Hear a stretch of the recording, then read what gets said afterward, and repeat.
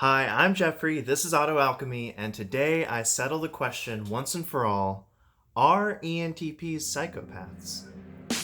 Okay, so I'm going to be looking at this question by using the Levinson Self-Report Psychopathy Scale. Before we get into it, I guess we should talk a little bit about what psychopathy is. And it says right here on the website that it's characterized by a lack of empathy for others.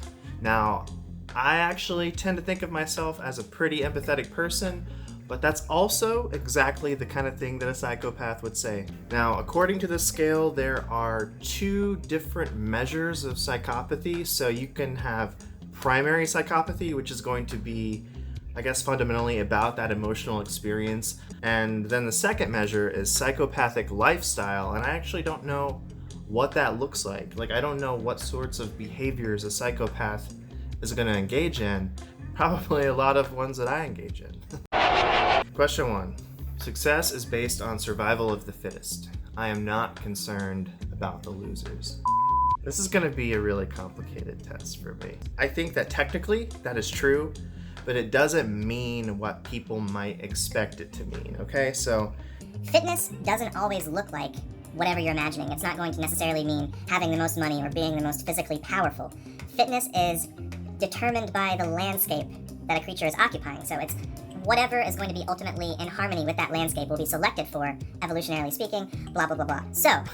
And you also have to keep in mind the idea of timescale. So just because something is a smart move in the moment doesn't mean that if you turn that into a virtue or a continual mode of being, that it's going to be the best thing for you to do in the long run. If you iterate that again and again, you might actually shoot yourself in the foot.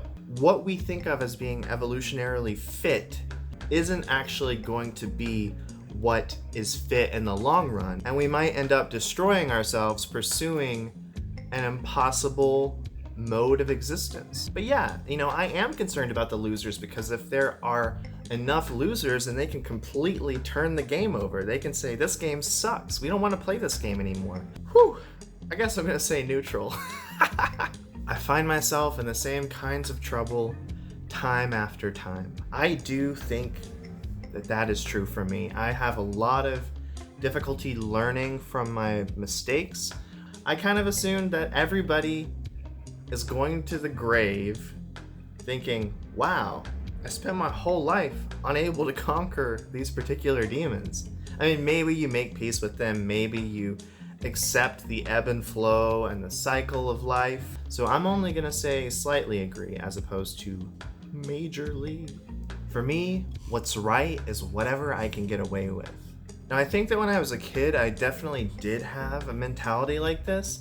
More and more, I'm becoming a guilt-oriented person, and even when I think I could get away with something, I know that I don't want to live being haunted by what I got away with, and it definitely would happen. I'm trying to be accountable. I'm trying to be honest, even about little mistakes. Like if I call somebody Lauren and their name is actually Laura, and they're like, dude, it's not a big deal. And I'm like, yeah, but it is a big deal. Because what you do continually, you eventually become. So if you can be forthright even momentarily about something stupid, you're building that pattern into your entire physiology, homie. Basically, I disagree.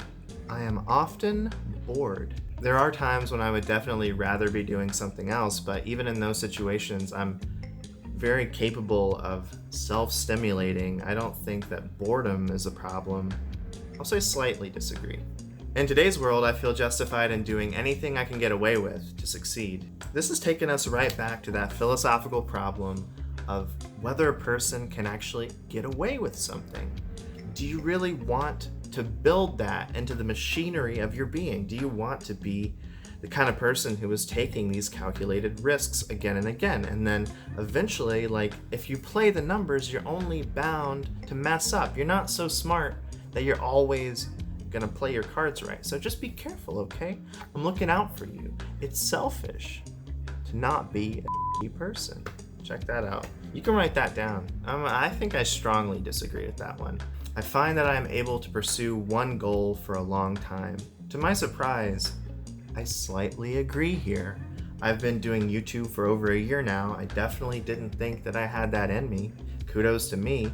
And then as far as writing goes, I've been writing for God knows how long. I started trying to write my first novel when I was in middle school, and then I made a more serious attempt in high school, and yeah, I've been at it ever since.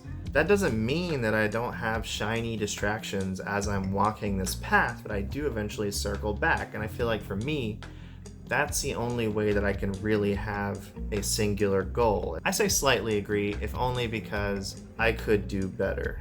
My main purpose in life is getting as many goodies as I can. You know what? I strongly disagree here. I don't really like having goodies. I would rather have less stuff, which is why I keep buying stuff. But in general, I want to be a minimalist, and most of my purpose in life is about creating things or building relationships or developing myself. I'm gonna say strongly disagree because I feel like I have like 9 or 10 other purposes that are superior to that one. I don't plan anything very far in advance. Now, I slightly agree with this. I've never been much of a planner. I'll do it when I have to. If I have a trip coming up, then I do have a slight tendency to get panicky and over-prepare for certain aspects of it. In general, I avoid situations where I will even have to plan. If you don't travel, you don't have to plan.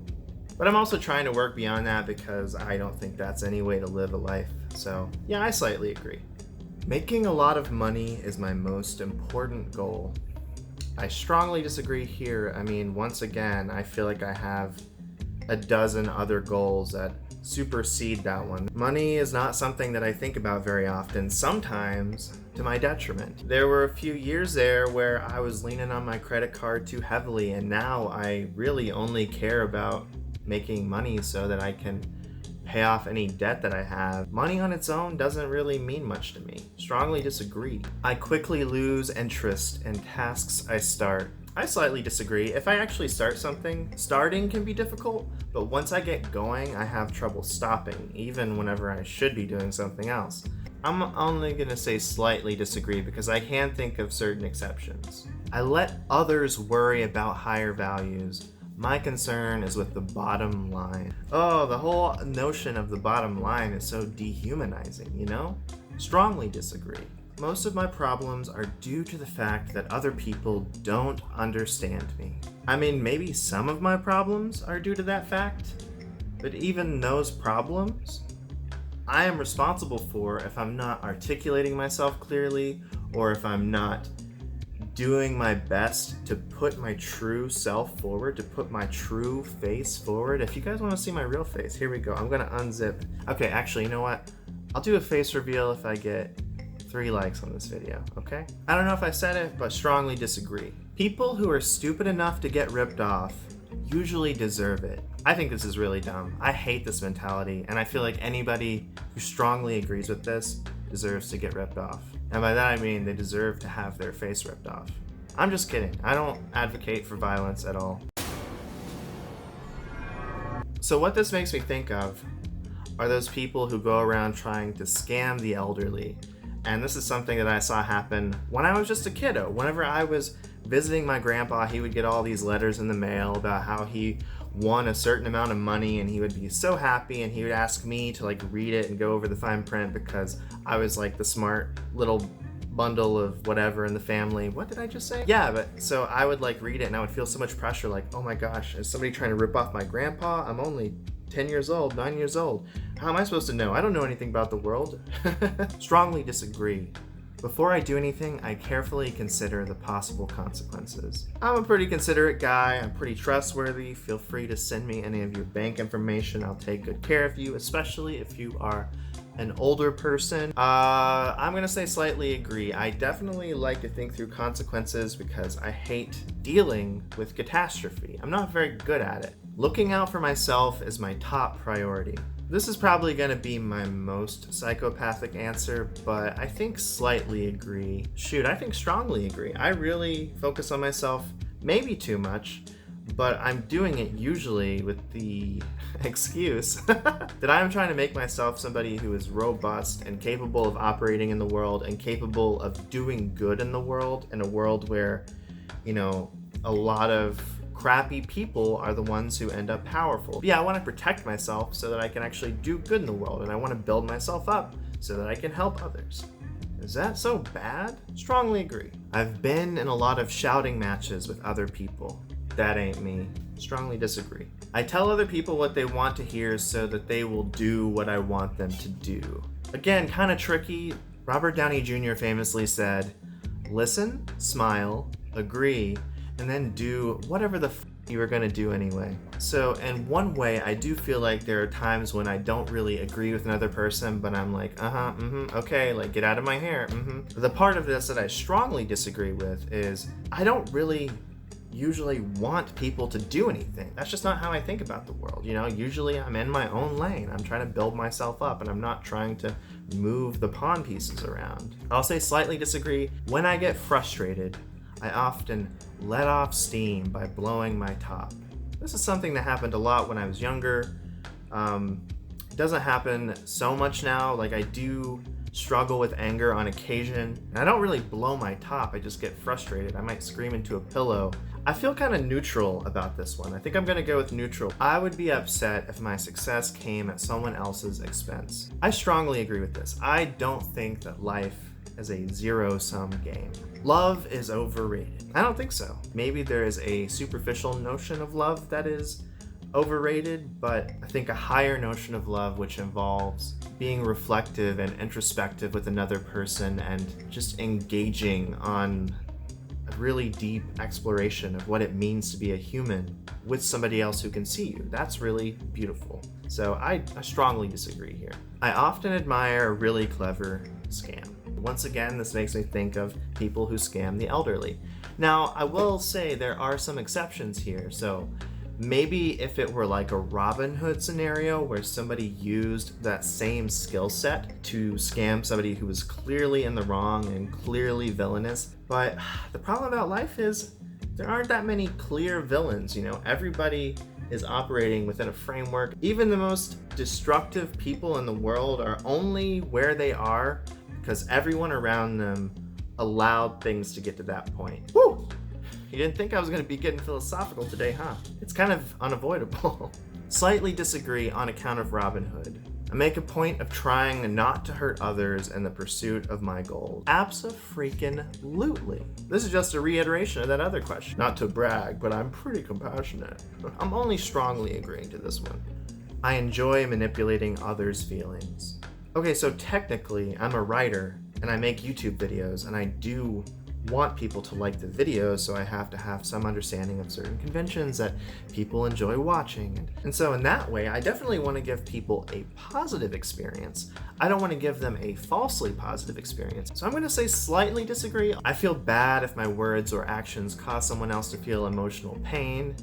Generally, I agree with this, but I could think of some exceptions. I mean, if I'm trying to spit some kind of vital truth, then I don't really care. Like, I still resist hurting someone, and I would rather present the truth to them in a way that wouldn't be hurtful so that they might actually be receptive to it. But at the end of the day, I'm gonna privilege speaking that truth over keeping them pacified. And I slightly agree. Even if I were trying very hard to sell something, I wouldn't lie about it.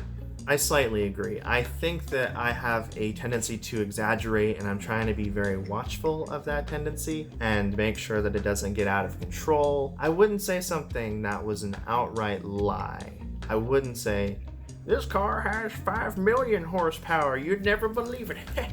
Cheating is not justified because it is unfair to others. Absolutely. I'm tired of explaining. I've been filming for 45 minutes. Time to see my results. Oh my god.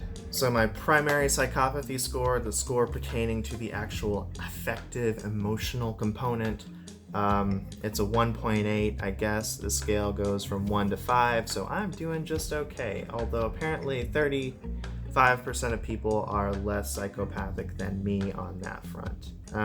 Secondary psychopathy as 2.2, the antisocial aspects, rule breaking, lack of effort towards socially rewarded behavior. Okay, I see how that's me. Lack of effort in general, that's gonna be. If the shoe fits, put on them Yeezys.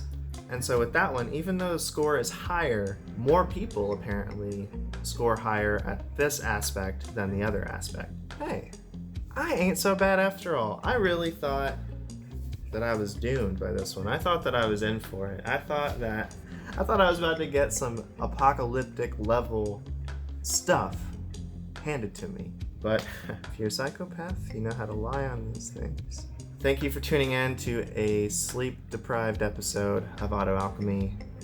Much love to everyone. I'll see you next time. Subscribe.